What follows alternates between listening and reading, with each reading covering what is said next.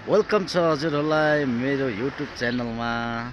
अनि good morning सबैजनालाई। हेरिहाल्नुहोस् आजको भ्यूज है, भ्यू हेरिहाल्नुहोस्। कञ्चनजङ्घा एकदमै सफा देखिरहेको छ। यो माथि दार्जिलिङ रेल स्टेसनबाट मैले चाहिँ तपाईँहरूको लागि यो भिडियो पस्किरहेको छु र हेर्नुहोस् कति राम्रो भ्यू है। यस्तो राम्रो नजारा फेरि हेर्नु पाउँदैन साथीहरू।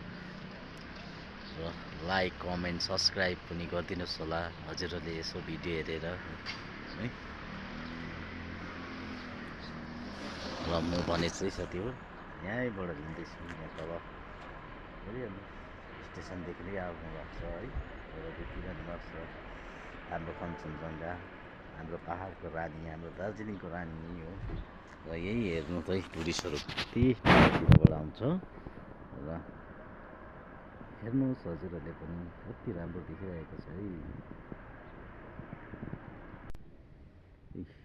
म भने चाहिँ हजुरहरूलाई यसरी नै भ्यूहरू देखाइरहने छु है।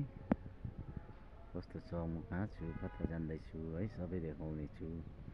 र यो भने चाहिँ माथि सर्किट हाउस हो है। जानकारी दिँदैछु तपाईँहरूलाई घुम्ने जग्गाहरूको है। हेरिहाल्नुहोस् कति मजाको भ्यू छ। र सधैँ नै हजुरहरूको लागि म यस्तै भिडियो लिएर आउने छु। र सबैजनाले सब्सक्राइब गरिदिनुहोस् होला है, मेरो भिडियो हेरिदिनुहोस् होला। मैले चाहिँ भर्खरै नयाँ भिडियो बनाउन थालेको। र हेरिहाल्नुहोस् कञ्चनजङ्घा एकदमै राम्रो देखिरहेको छ है, एकदमै ब्युटिफुल। त्यसै पहाडको रानी भनेको होइन है हाम्रो दार्जिलिङ। यसरी नै माया गर्नुहोस् र भाइको भिडियोले हेरिदिनुहोस् है। र कमेन्ट लाइक गर्नु नबिर्सिनुहोस्।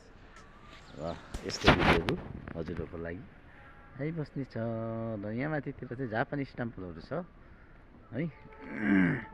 हामी चाहिँ